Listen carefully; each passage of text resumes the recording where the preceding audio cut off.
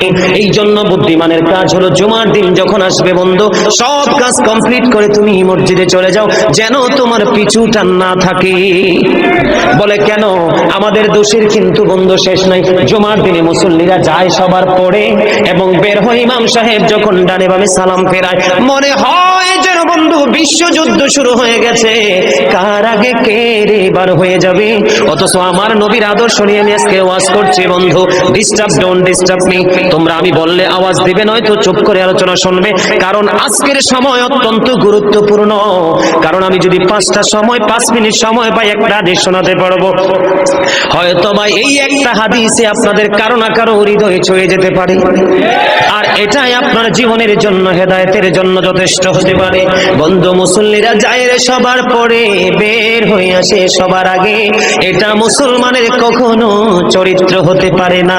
তাকওয়া সম্পূর্ণ ব্যক্তির আদর্শ কখনো হতে পারে না। হাদিস শরীফ খুলে দেখি বন্ধু, আমার নবী বলেছেন, রে আমার উম্মত, জুমার দিন সাইয়্যিদুল আইয়াম, সব দিনের চাইতে শ্রেষ্ঠ। ঈদুল ফিতর, ঈদুল আজহার দিনের চাইতেও দামি।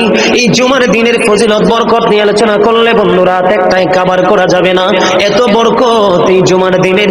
আমার নবী বলেছে, উম্মতের দল, জুমার দিনে কেউ যদি সবার আগে মসজিদে যায় আর সবার পরে যদি কেউ মসজিদ থেকে বের হয়, আপনি যাবেন, সবার আগে যাওয়ার আগে সুন্দর করে গোসল করবেন, উত্তম জামা, নতুন জামা পরবেন, আতর গোলাপ লাগাবেন। আপনি রাস্তা দিয়ে হেঁটে গেলে মানুষ যেন বলতে পারে যে মসজিদের মুসল্লি হেঁটে যায়। আর চারপাশ বন্ধু সুঘ্রাণে মুখরিত হয়ে যাবে।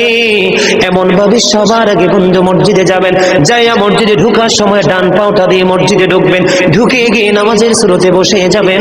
বসে যখন আপনি আল্লাহর ইবাদত করতে করতে করতে করতে সব মুসল্লি বন্ধু বের হয়ে যাচ্ছে, আপনারা তাড়াহুড়া করার দরকার নেই। কারণ মনে রাখতে হবে, আসছি সবাই যেমনি একা একা, আবার যাব একা একা, হিসাবও দিতে হবে একা একা। পৃথিবীর সব মানুষ পর হয়ে গেল আমার কোনো সমস্যা নেই, আমার আল্লাহ এবং নবী আমার আপন হলে আই এম ভেরি সাকসেস।